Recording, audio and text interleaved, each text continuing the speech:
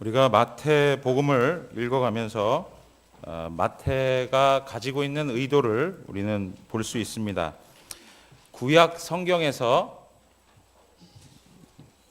약속하신 그 메시아, 그분이 바로 예수 그리스도임을 드러내는데 그 의도를 가지고 열심을 내는 그런 마태의 모습을 볼 수가 있습니다.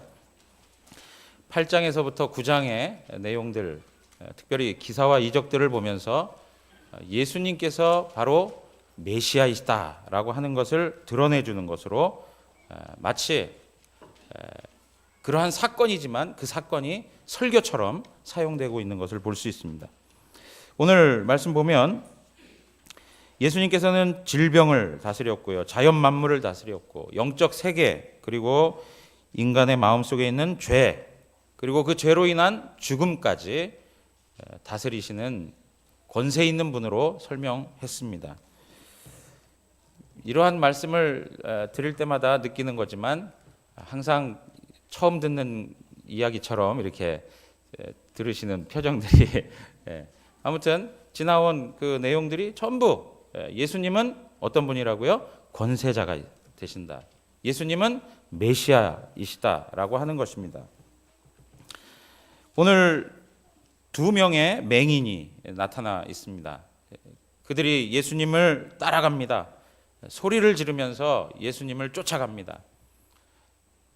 다윗의 자손이여, 나를 불쌍히 여기소서, 그렇게 얘기하죠. 그런데 예수님 어떻습니까? 반응을 하지 않습니다. 그냥 가던 길을 계속 가십니다. 그리고 어느 한 집으로 들어가십니다. 그리고 나서 그 따라 들어오는 그들에게 예수님께서 말씀하십니다. 내가 능히 이 일 할 줄을 믿느냐? 그랬더니 그들이 다시 한번 예수님께 확신 있는 말로 이야기합니다. 주여, 그렇습니다 라고 이야기하죠. 그러면서 예수님이 그들의 눈을 만지시면서 말씀을 하십니다. 너희 믿은 대로 되라. 그랬더니 어떻습니까? 눈이 밝아졌다, 이렇게 얘기합니다. 눈이 밝아졌다. 그리고 예수님이 당부를 합니다. 어디 가서 이런 얘기 하지 말아라. 그런데 그들이 예수님에 대한 이야기를 퍼뜨리기 시작하는 것이죠. 그들이 떠나고 나서 바로 또 만나게 되는 사람이 있는데 그 사람이 어떤 사람입니까? 귀신 들려서 말을 못하는 사람이에요. 그 사람도 예수님을 만나고 나서 말을 할 수 있는 은혜를 입게 됩니다. 오늘 여기에서 이렇게 보면 이제 이 사건들을 보면서 어떤 사람들은 굉장히 놀라워하고 어떤 사람들은 예수님을 비난하는데, 특별히 바리새인들은 뭐라고 그래요? 저가 귀신의 힘을 입어서 이러한 일들을 행하는 것이다 라고 이야기하는 것입니다. 오늘 우리가 읽었던 본문의 말씀이 바로 이러한 내용들로 나타나고 있습니다. 오늘 이 말씀을 통해서도 예수님께서 우리에게 하시는 말씀은 뭐냐면, 예수님은 구약 성경에서 말씀하셨던 메시아라고 하는 것을 언급해주고 있습니다. 자신을 계시하시고 그리고 자신을 메시아로 나타내시는 예수님의 이 모습을 다시 한번 확인해 가면서 우리 가운데 주시는 은혜를 하나하나씩 또 회복해 가기를 원합니다. 오늘 여기 첫 번째 우리가 생각해 볼 수 있는 것은 27절에 보면 예수께서 거기에서 떠나가실새 두 맹인이 따라오며 소리질러 이르되 다윗의 자손이여 우리를 불쌍히 여기소서 하더니, 이렇게 얘기하고 있습니다. 예수님께서 거기에서 떠나가실새라고 하는 말은 야이로의 집에서 나오실 때라고 하는 의미로 보시면 될 것 같습니다. 늦은 시간일 것입니다. 많은 일을 행하신 상황이었습니다. 그런 상황에 이 두 맹인은 예수님을 쫓아다니면서 또 소리를 지르면서 따라가는 것입니다. 그런데 예수님께서는 거기에 대해서 대꾸하지 않습니다. 몇 번 소리 질렀다가 예수님이 반응하지 않으면 아이고 우리 아닌가 보다 하고 포기할 텐데 그런 포기를 하지 않습니다. 계속 쫓아가면서 심지어는 예수님이 한 집에 들어가셨을 때에 그 집이라는 것도 이제 우리가 먼저 말씀에서 살펴본 것처럼 베드로의 집이 아닌가라고 추측하는 것이죠. 그 집에 들어갔을 때 그들도 역시 예수님을 따라 들어가서 자신들이 예수님에게 받아들여지기를 간절히 간구하는 그러한 모습들을 우리에게 보여주고 있는 것입니다. 그래서 오늘 우리가 이 모습 가운데 교훈을 받을 것이 있는 것이죠. 어떤 사람들을 보면 주변 상황이 만만치 않으면 그냥 포기해버리고 마는 것입니다. 하나님을 섬기는 데 있어서도, 하나님을 만나기를 원하는 데 있어서도 주변의 상황과 환경이 따라주지 않으면 지금은 아닌가 보다 하고 그냥 내려놓는 그런 경향들이 우리 안에 있습니다. 그런데 이들은 간절함을 가지고 끊임없이 주님을 쫓아가는 것이죠. 우리가 지난주에 살펴본 것처럼 혈루증을 앓던 그 여인도 그렇고요. 자신의 딸이 죽었다고 예수님에게 찾아왔던 야이로도 그렇고 예수님 아니면 안 되겠다라고 하는 그 긴박하고 간절한 마음을 가지고 예수님에게 찾아오는 것이죠. 오늘 여기 이 두 맹인에게도 그러한 마음이 있었다는 것입니다. 이와 비슷한 사건이 성경에 기록되어 있는데요. 마태복음 20장과 마가복음 10장 46절에 가서 보시면 맹인 바디메오라고 하는 사람이 나타납니다. 여리고로 예수님이 지나간다는 이야기를 듣고 바디메오가 예수님을 부르기 시작합니다. 다윗의 자손 예수여 부릅니다. 그러니까 주변에 있는 사람들이 뭐라고 합니까? 잠잠하라 그래요. 그러면서 막 꾸짖어요. 조용히 하라고 말이죠. 근데 그러면 그럴수록 어떻게 합니까? 이 바디메오는 더 큰 소리로 다윗의 자손 예수여 하고 예수님의 이름을 부르는 것입니다. 옆에서 더 큰 소리로 야단입니다. 꾸중합니다. 조용히 하라니까 이렇게 말을 안 듣냐고 하고 주변 사람들이 막 제재를 가합니다. 그런데 어떻게 해요? 성경의 표현들을 보면 더욱더 큰 소리로 그렇게 표현하고 있어요. 더욱더 큰 소리로. 바디메오의 그 간절함이 묻어나는 모습인 것이죠. 우리 안에 이러한 간절함이 있는가? 늘 이러한 간절함이 우리 신앙을 유익되게 한다는 것입니다. 오늘 이들이 이 간절함을 가지고 주님 앞에 고백하는 내용이 있습니다. 그것은 무엇이냐면 우리를 불쌍히 여기소서. 이들이 왜 이렇게 간절할까? 이들이 왜 이렇게 예수님을 만나야만 했을까? 그것은 그들의 처지가 평범하지 않았다는 것에 있습니다. 그들에게 인생에 문제가 있었다는 것입니다. 그들은 철저히 국류를 받아야만 하는 그러한 형편에 있었다는 거예요. 비참함을 고백하는 표현이죠. 자기 자신은 철저히 무가치한 존재라고 하는 것을 인정하고 정말 마음이 가난한 심령을 가지고 가난한 마음을 가지고 주님을 찾는 것입니다. 우리를 불쌍히 여기소서 우리의 표현에는 그렇게 나와 있지 않습니까? 근데 영어적 표현으로 보면 have mercy on us 이렇게 얘기합니다. mercy를 주십시오. 자비를 주십시오. 주님의 자비가 아니면은 우리는 우리의 문제가 해결될 수가 없습니다. 라고 하는 그 간절함을 가지고 나오는 것이죠. 오늘날 우리 기독교에 있어서 문제 중에 하나가 있다면 죄인됨을 하나님 앞에서 고백하는 일이 점점 사라져가고 있다는 데에 있습니다. 우리의 절망스럽고 비참한 지경을 하나님 앞에 다 내어놓고 정말 하나님의 은혜를 구하는 그 간절한 죄인의 고백이 사라져가고 있다는데 안타까움이 있는 것이죠. 예수 그리스도를 만나는 그 경험, 자신이 가지고 있는 그 비참함과 그 절망스러운 상황에서 주님 앞에 매달려서 그로부터 오는 죄사함의 은혜를 경험해보고 그로부터 오는 구원의 역사를 경험해본 사람들이 사라져가고 있다. 그런 경험 없는 사역자들이 생겨나고 있고,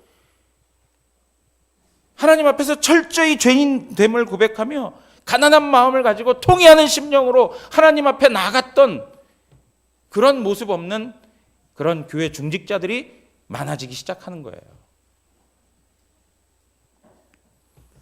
이러한 회심의 경험, 이런 것들이 없다 보니까 어떻습니까? 거짓말하고 속이고 도둑질하고 술 마시기를 좋아하고 간음하고 오늘날 심각하게 나오는 동성애 이런 것들을 추구하기도 하고, 가진 죄악을 아무 의식 없이 그냥 마땅히 해도 되는 것인 양 저지르며 살아가는 거예요.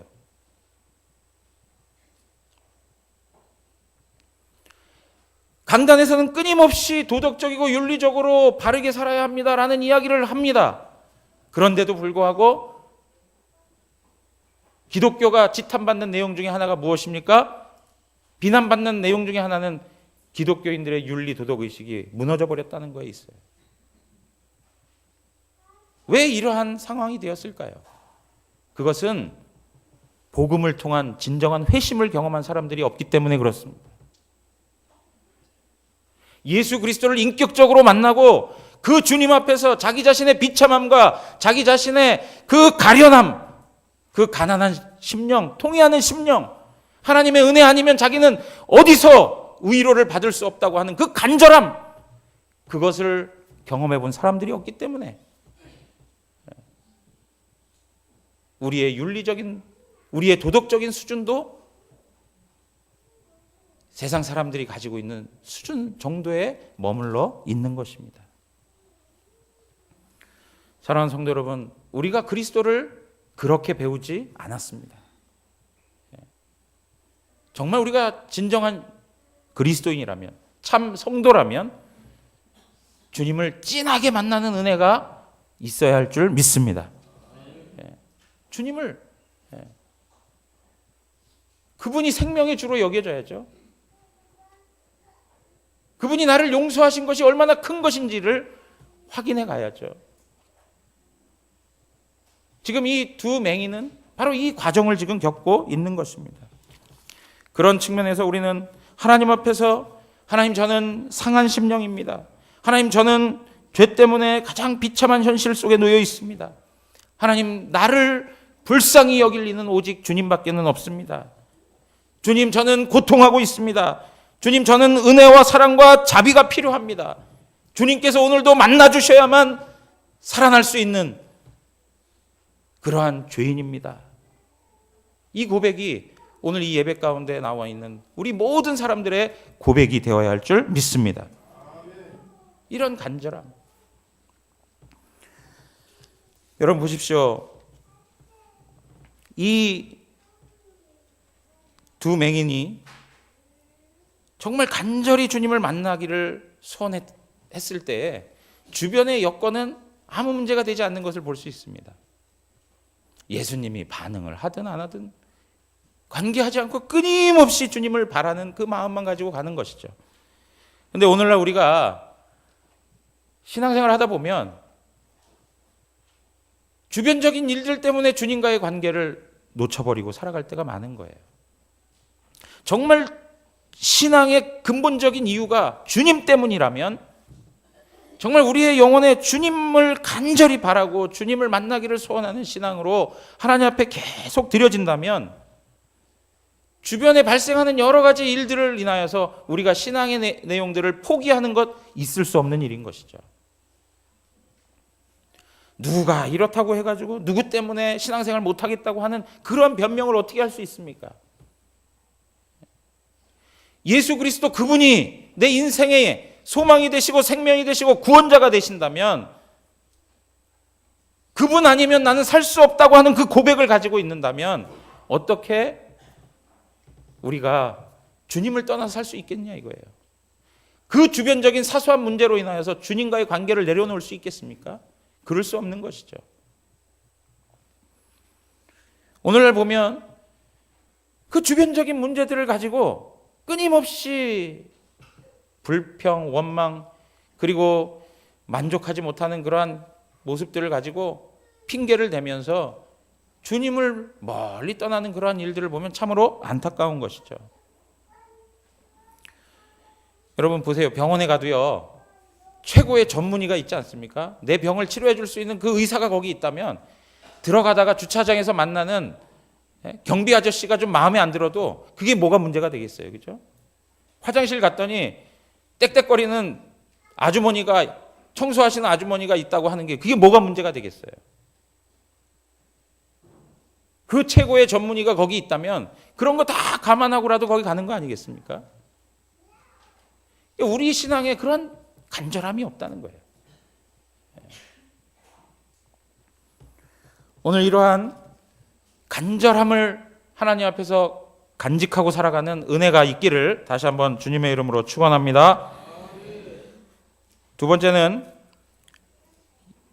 이 맹인들이 예수님에 대한 온전한 고백을 하고 있음을 볼 수 있습니다. 이 맹인들이 예수님을 향하여 뭐라고 얘기합니까? 다윗의 자손이요 라고 얘기합니다. 다윗의 자손이요. 여기 다윗의 자손이요 라고 하는 말이 굉장히 중요한 의미가 있는 말입니다. 이 호칭은 예수님에 대한 정확한 지식을 가지지 아니하면 할 수 없는 고백인 것이죠. 여러분 잘 알고 있는 성경학자 중에 핸드릭슨이라고 하는 분은 이렇게 이야기했습니다. 예수님이 이 땅에서 사역하실 때 다윗의 자손과 메시아라는 말은 동의어로 이해되었다, 이렇게 말하고 있습니다. 다윗의 자손이라고 하는 그 말과 메시아라고 하는 말이 같은 말이었다라고 하는 거예요. 그러니까 지금 이 두 맹인의 입속에서 고백된 다윗의 자손이요라고 하는 말은 예수님은 누구라는 거예요? 메시아입니다라고 하는 표현이에요.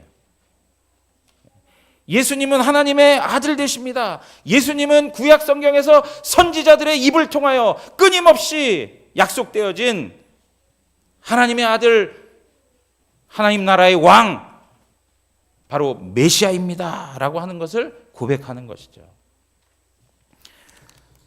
그래서요, 여러분 보세요. 이 두 맹인이 가지고 있는 신앙의 내용 가운데는 예수님을 단지 자기 자신의 연약함을 고쳐주는, 자기의 질병을 고쳐주는 정도의 선지자, 그 정도로 주님을 본 게 아니라 예수님을 누구로 본 거예요? 하나님으로 본 거예요. 하나님으로. 이제 이러한 내용들이 구약 성경에 메시아와 관계해서 하나님의 회복이 주어질 것이다 라고 하는 예언의 말씀들이 구약 성경에 기록되어져 있습니다. 그런데 메시아를 통해서 회복되는데 어떤 일들이 벌어지냐면 맹인이 눈을 뜨게 되는 일들, 귀머거리가 듣게 되는 일들, 이런 것들이 있을 거라고 성경은 말을 하고 있어요. 그 이야기는 또 한편 우리가 생각할 수 있는 건 뭐냐면 하나님께서 심판하실 때, 하나님께서 이스라엘을 심판하실 때 그 백성들의 마음을 어떤 상태로요?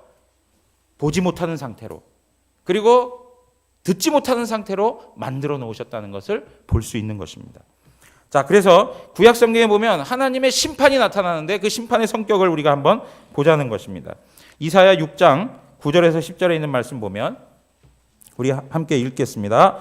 여호와께서 이르시되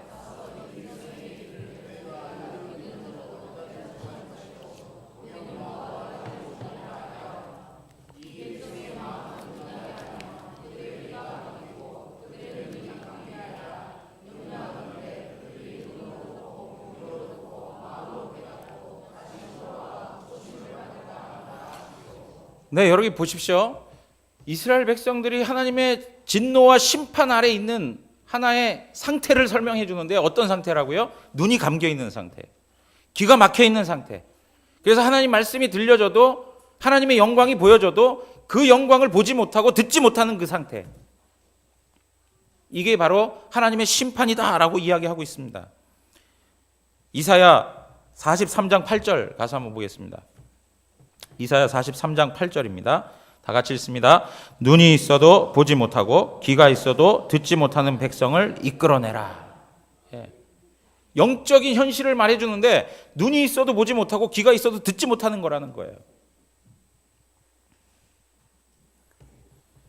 이러한 말씀들이 이사야 42장 18절, 20절, 그리고 이사야 44장 18절에서 20절 계속 나오고 있어요. 듣지 못하는 것에 대한 문제를 거론해주고 있는 거예요.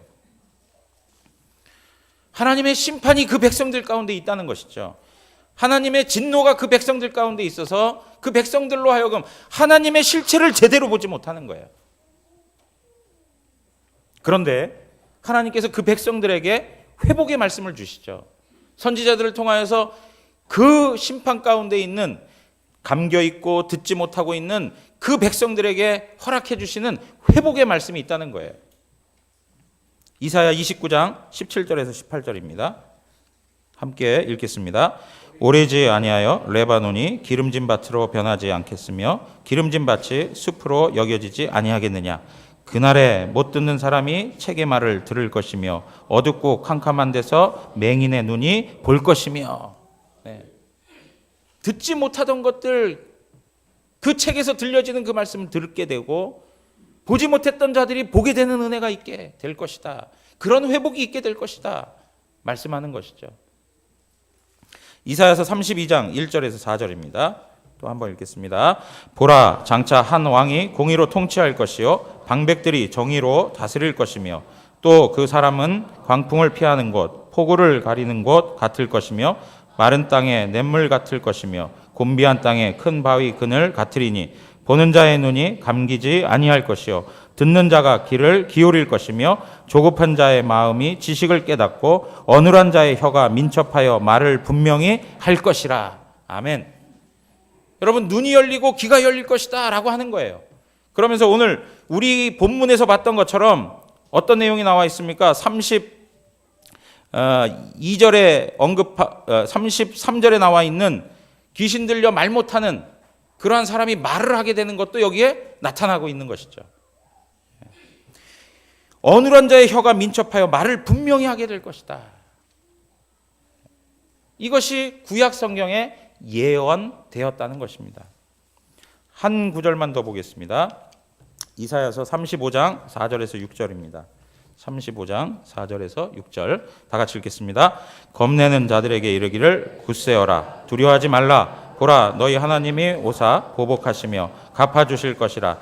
하나님이 오사 너희를 구하시리라 하라. 그때 맹인의 눈이 밝을 것이며 못 듣는 사람의 귀가 열릴 것이며 그때 저는 자는 사슴같이 뛸 것이며 말 못하는 자의 혀는 노래하리니 이는 광야에서 물이 솟겠고 사막에서 시내가 흐를 것임이라. 아멘.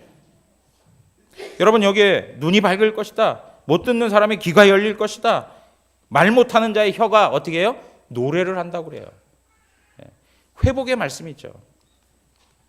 그런데 이러한 것들이 누구를 통해서 이루어진다고요? 메시아를 통해서 이루어진다는 거예요. 메시아를 통해서. 자, 그래서 이사야 42장 6절에서 7절 말씀 제가 한번 읽겠습니다. 나 여호와가 의로 너를 불렀은즉 내가 내 손을 잡아 너를 보호하며 너를 세워 백성의 언약과 이방의 빛이 되게 하리니. 이것은 메시아를 두고 말씀하고 있는 것입니다. 내가 눈먼 자들의 눈을 밝히며 갇힌 자를 감옥에서 이끌어내며 흑암에 앉은 자를 감방에서 나오게 하리라. 메시아를 통해서 이러한 회복의 역사가 있을 것을 설명해 주고 있는 것입니다. 흑암 가운데 있는 자들이 보게 되는 은혜, 눈먼 자들이 보게 되는 은혜, 갇힌 자들이 풀려나는 은혜, 메시아를 통해서 이러한 하나님의 복이 임할 것이다. 하나님의 나라가 임하면 이러한 일들이 다 회복될 것이다. 말씀하고 있는 것입니다. 이것이 바로 주님의 종으로 오시는 메시아의 사역이 될 것이다. 이렇게 예언하는 것입니다. 이사야 11장 10절 여기 스크린에 없습니다. 제가 읽겠습니다. 그날에 이새의 뿌리에서 한 싹이 나서, 그렇게 말씀하고 있습니다. 이새의 뿌리에서 한 싹이 난다. 누구입니까? 다윗의 자손으로 오시는 예수 그리스도를 말하는 것이죠. 이새의 뿌리, 다윗의 아버지 이새를 언급하고 있는 것입니다. 그래서 그 메시아는 바로 다윗의 계보로 오실 것이다 라고 말씀하고 있는 것이죠. 그래서 마태는 의도적으로 마태복음을 시작하면서 마태복음 1장 1절에 우리 다 같이 읽겠습니다. 마태복음 1장 1절입니다. 아브라함과 다윗의 자손 예수 그리스도의 계보라. 아브라함과 다윗의 자손 예수 그리스도의 계보라. 예수가 어떤 계보에서 오고 있습니까? 다윗의 자손으로 오고 있다. 다윗의 자손. 이 이야기는 예수가 그 이전의 선지자들이 말씀하였던 이새의 뿌리로부터 오는 그분이다. 그 선지자들이 이야기하였던 눈먼 자를 뜨게 하고 귀먹은 자를 듣게 하는 그러한 메시아로서 오시는 분이 바로 예수 그리스도이시다. 이렇게 말씀하고 있는 것이죠. 그런데 여러분 보세요. 세례 요한 잘 아시죠? 예? 세례 요한이 예수님의 길을 예비하지 않습니까? 그런데 세례 요한도 한순간 실족할 뻔했던 그 위기가 있었습니다. 11장 마태복음 11장 5절에 가서 보시면 우리가 좀 이따 그 말씀을 보고요. 무슨 이야기가 나오냐면 마태복음 11장에 보면 세례 요한이 감옥에 갇혔습니다. 감옥에 갇혀서 요한의 제자들을 보냅니다. 예수님에게. 보내면서 뭐라고 얘기하냐면 당신이 오실 그입니까? 그래요.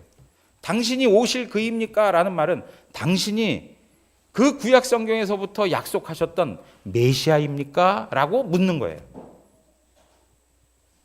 그러면서 뭐라고 얘기하냐면 아니라면 우리가 다른 일을 기다려야 됩니까? 당신이 메시아라면 그럴 필요 없겠지만 만약에 아니라면 우리가 다른 일을 기다려야 됩니까? 당신이 메시아가 아니라면 정말 오실 메시아를 또 기다려야 되는 것입니까? 라고 이야기하는 거예요. 그럴 때 예수님께서 뭐라고 말씀하시냐면 나를 인하여 실족하지 아니하는 자가 복이 있다. 이렇게 말씀하세요. 그러면서 11장 5절 다 같이 읽겠습니다. 11장 5절입니다. 맹인이 보며 못 걷는 사람이 걸으며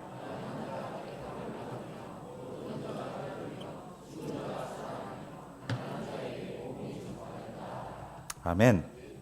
여러분 여기 마태복음 11장 5절에 있는 말씀이 하나님 나라가 이 땅에 임하였다라고 하는 것을 증거해 주는 말씀이에요. 메시아가 이 땅에 오셔서 하시는 사역의 내용이 무엇인가를 증거하는 말씀이에요. 이 말씀에 보면 맹인이 보며 못 걷는 사람이 걸으며 나병 환자가 깨끗함을 받으며 못 듣는 자가 들으며 죽은 자가 살아나며 가난한 자에게 복음이 전파된다 하라. 이 이야기는 예수님 스스로가 내가 구약 성경에서 이미 약속한 말씀처럼 메시아 사역을 감당하고 있다라고 이야기하는 거예요. 이 이야기는 직접적으로 얘기하자면 뭐예요? 내가 메시아이다라고 하는 말이에요. 내가 메시아이다.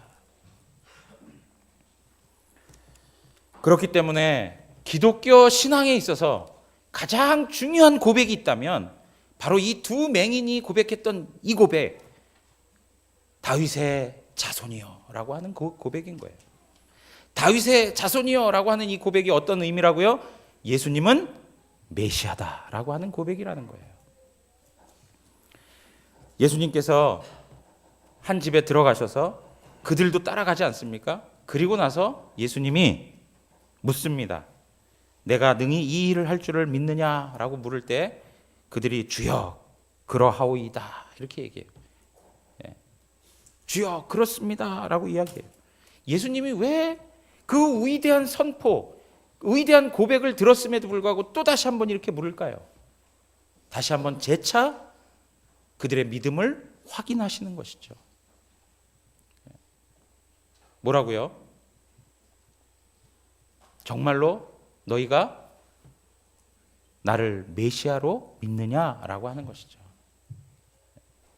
그럴 때 예수님께서는 그들의 믿음을 보시고 너희 믿은 대로 되라 그렇게 말씀하시는 것이죠. 그러니까 하나님께서 주시는 그 은혜를 받아들이는 것에 있어서 믿음의 중요함을 다시 한번 설명해 주고 있는 것입니다. 여러분, 하나님이 주시는 은혜는 오직 믿음으로만 받을 수 있습니다.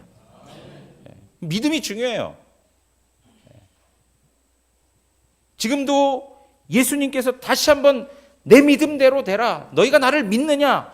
그러한 질문을 하시는 것은 그 은혜 주심이 귀하지만 그 은혜가 은혜되게 하는 통로로 뭘 사용하신다는 거예요? 믿음을 사용하고 계신다는 거예요. 우리 영암교회 모든 성도님들이 정말 주님을 향한 온전한 믿음으로 충만해지기를 원합니다. 그런데 이들이 가지고 있었던 이 믿음의 내용이 무엇이냐라고 하는 거예요. 그 믿음의 내용이라는 것이 이들은 단지 자신의 질병을 고쳐주는 분, 자기네 소원을 들어주시는, 자기가 원하는 것을 응답해 주시는 정도의 그런 분으로 예수님을 믿음의 대상으로 삼은 것이 아니라는 거예요. 그들은 예수가 뭐라고요? 그리스도. 예수가 그리스도. 예수님이 그리스도라고 하는 것, 예수님이 메시아라고 하는 것을 받아들이는 신앙의 내용을 가지고 있었다는 것입니다. 여러분, 우리가 믿는다라고 할 때 항상 생각해야 되는 개념이 있습니다. 그것은 뭐냐면 믿음의 대상이 누구인가라고 하는 거예요. 믿음의 대상이 누구인가? 우리가 믿음의 대상이 누구인가를 알지 못하고 믿는다? 그거는 온전한 믿음이 될 수 없는 것이죠. 오늘 여기 두 맹인이 가지고 있는 그 위대한 고백은 예수 그리스도, 예수님이 누구인가를 정확히 알고 고백하는 믿음을 가졌다는 것입니다. 예수님께서요, 길거리에서 이들이 따라오면서 다윗의 자손이여 하는데도 응답하지 않는 이유가 있습니다. 그리고 그들을 고쳐주고 나서도 예수님이 뭐라고 그러세요? 아무에게도 가서 이러한 일들을 말하지 말아라 하고 단속을 시키세요. 이유가 무엇일까요? 왜냐하면 그 당시에 이스라엘 백성들이 가지고 있었던 메시아관에 대한 문제예요. 그 백성들이 가지고 있었던 메시아관은 정치적이고 그리고 군사적이고 그리고 국가적인 차원의 메시아였던 거예요. 메시아가 와서 로마를 무너뜨리고 국가를 독립하게 하고 세상 권력을 부여잡고 그 이스라엘 그 국가를 영광스럽게 만들어줄 것을 기대하며 있었던 것이죠. 그러니까 메시아에 대한 그릇된 이해를 가지고 있었던 그 시대에 그 두 맹인이 다윗의 자손이여라고 하니까 예수님께서 사람들이 보는 앞에서 그것을 반응할 수가 없는 거예요. 왜요? 반응하면 할수록 잘못된 이해를 가지고 예수님을 대하니까. 예수님을 대하는데 예수님이 이 땅에 오신 의도를 가지고 예수님을 대해야 되는 것인데 그걸 아니고 정치적이고 군사 독립적인 국가적인 그러한 지도자로서의 메시아를 기대하고 있는 거예요. 그러니까 예수님이 대중 앞에서 그거에 응하지 않는 모습을 보는 것이죠. 그리고 나서 아직 때가 이르지 아니하였기 때문에 사람들에게도 이 이야기들을 전하지 말라고 단속하시는 예수님의 모습을 볼 수 있는 것입니다. 여러분, 여기에 신앙에 큰 문제가 있는 것을 볼 수 있습니다. 이스라엘 백성들은 철저히 자기 중심적 관점에서 메시아를 이해했습니다. 우리도 마찬가지로 자기 중심적인 신앙의 내용을 가지고 살아갈 때가 많습니다. 예수님을 보면서 하나님을 생각하면서 단지 우리의 어려움을 해결해 주시는 분, 내가 원하는 것을 얻어내기 위한 믿음으로 우리의 신앙의 내용을 삼을 때가 있다는 것이죠. 내가 소원하고 내게 필요한 것들을 공급해 주시는 하나님에 대한 생각, 전부 뭐예요? 자기 중심적인 믿음이에요. 예를 들면 얼마나 나를 질병 가운데에서 건져내시는 분인가. 그리고 우리의 재산을 많게 해주셔서 우리로 하여금 이 세상에서 걱정 없이, 돈 걱정 없이 살게 해주시는 그런 하나님으로, 자식들 길을 활짝 열어주셔서 대로를 걷게 해주시는 그런 하나님으로, 이 땅을 살아가면서 지혜자가 필요한데 우리 인생에 지혜를 주시는 지혜자로서 생각하는 그러한 방식들이 우리의 신앙의 내용으로 자리 잡을 때가 있다는 거예요.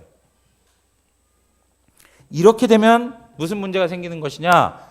우리 예수 그리스도를 이 세상에 그런 이방 종교의 우상 그리고 도덕 선생님 정도로밖에는 이해할 수 없는 것입니다. 이러한 신앙의 태도는 여전히 예수 그리스도가 어떤 분인지, 하나님이 어떠한 분인지를 알지 못하는 신앙에서 비롯되는 것입니다. 여전히 가려져 있고 여전히 희미하게 보이는 신앙의 내용들을 하고 있는 것입니다.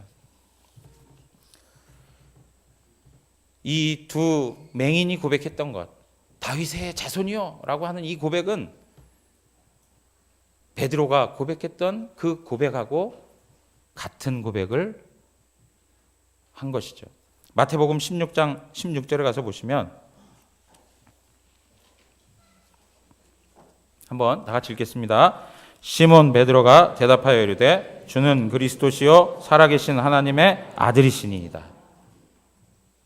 주는 그리스도시요. 세상 사람들이 나를 누구라 하느냐? 선지자라고도 하고 쭉 얘기하지 않습니까? 그런데 너희는 나를 누구라 하느냐? 그럴 때 베드로가 주는 그리스도시요 살아계신 하나님의 아들입니다. 이 고백을 하니까 예수님이 어떠세요? 마음에 기쁨을 가지고 칭찬하세요. 흡족함을 가지고 칭찬하세요. 마태복음 16장 17절 다 같이 또 읽겠습니다. 예수께서 대답하여 이르시되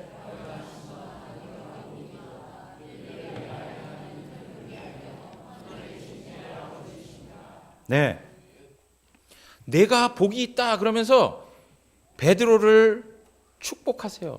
베드로에게 복을 주세요. 예수님이 듣고 싶어하는 그 고백인 거죠. 예수님이 누구인가라고 했을 때 예수님은 그리스도시요 살아계신 하나님의 아들입니다. 정확한 고백을 한 것이죠. 그런데 오늘을 살아가고 있는 우리 성도들이 주 예수 그리스도의 이름으로 모인 하나님의 사람들이 그리스도인이라고 하는 일컬음을 받는 하나님의 사람들이 예수 그분이 누구인지를 정확하게 파악하지 못하고 신앙한단 말이에요. 예수님이 어떤 분인지, 그분이 누구이신지, 그분이 우리를 위해서 무엇을 하셨는지 정확한 복음의 내용을 갖지 못하고 신앙한단 말이에요. 그러니까 신앙하는 내용 자체가 전부 이방적이고 우상을 섬기는 그런 방식하고 똑같은 방식으로 할 수밖에 없는 거예요. 예수님에 대해서 온전한 고백을 가지지 못할 때 생겨나는 일들이 무엇인지 아십니까? 우리의 신앙이 만족스럽지 못한 것입니다. 왜요?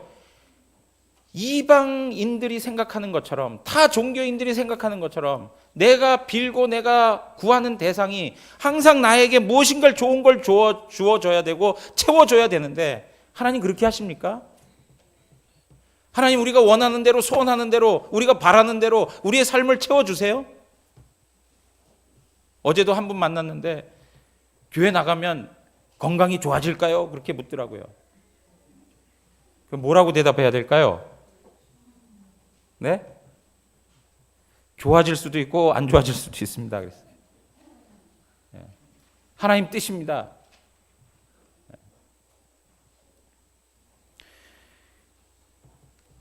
항상 뭔가를 그분으로부터만 받아야 되고 내 소원을 만족시키기 위해서 필요한 대상이기 때문에 그분이 뭔가를 주지 아니하면 우리는 항상 원망하고 불평할 수밖에 없어요. 만족함이 없어요. 감사가 사라져. 기쁨이 사라져.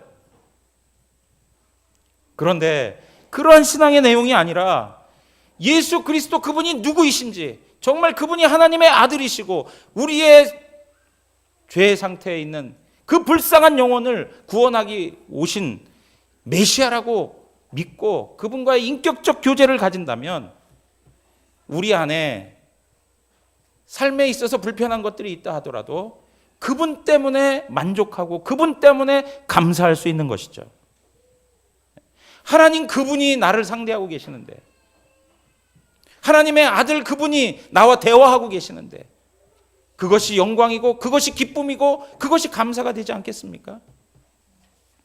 여러분, 우리가 한 남녀가 연애를 하는데 자꾸 남자친구한테 뭔가를 바라기만 하고, 그리고 그 남자친구가 뭔가를 해줘야만 행복하고, 그렇지 않으면 남자친구로서의 의미가 없다고 생각하면 그 남자친구는 진짜 불쌍한 거죠. 예? 그리고 다른 사람한테 소개할 때 그래요. 아유, 제 남자친구인데요, 이렇게 얘기하지 않고, 내 사랑하는 사람인데요, 이렇게 얘기하지 않고 뭐라고 얘기해요? 저를 항상 기쁘게 해주는 엔터테인먼트인데요, 아니면 나에게 맨날 무슨 선물을 주는 분인데요, 이런 식으로 하면 그게 사랑이라는 관계 속에서 이어질 수 있겠습니까? 우리가 신앙생활을 그런 방식으로 하고 있다는 거예요. 여러분, 우리 안에 있는 믿음의 내용이 무엇인가? 두 맹인이 고백했던 것처럼 다윗의 자손이요, 예수님은 하나님의 아들입니다. 예수님은 구약에서 말씀하셨던 그 메시아입니다. 이 고백, 그 주님을 우리가 인격적으로 만나야 되는 것입니다. 그 주님을 전 인격적으로, 전 존재적으로 만나야만 우리의 신앙에 변화가 생겨날 수 있습니다. 신앙을 항상 내가 부족한 것을 채우는 방식으로만 신앙생활을 하니까 인격적인 변화가 일어나질 않아요. 주님을 인격적으로 만나보세요. 하나님의 아들 되신 예수 그리스도, 나의 구세주 되신 그분을 만나보세요. 그러면 우리의 인격이 변화되지 않을 수 없습니다.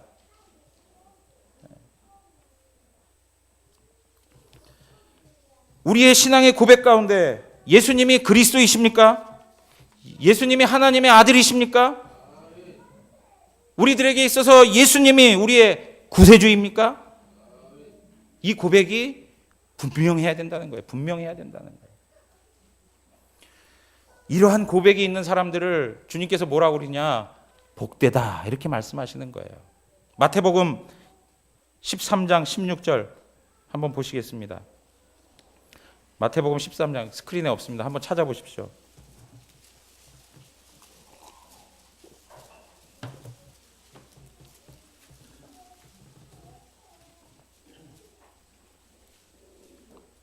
(13장 16절) 다 같이 읽겠습니다.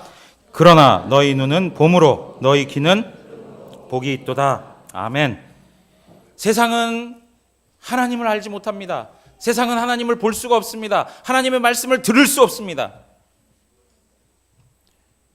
하나님 자녀만이 누릴 수 있는 복이 무엇입니까? 하나님을 볼 수 있습니다. 하나님의 말씀이 들려집니다. 그리고 그분과 함께 교제하는 영광을 누립니다. 이 땅을 살아가지만은 하늘의 문이 열려서 하나님과 동행하며 살아갑니다. 이것이 영광이 아니고 무엇입니까? 이것이 인간으로서 있어서 가장 행복한 것이지 다른 것이 무엇이 또 필요하단 말입니까? 세상은 모르지만 그러나 너희 눈은 봄으로 너희 귀는 들음으로 복이 있도다.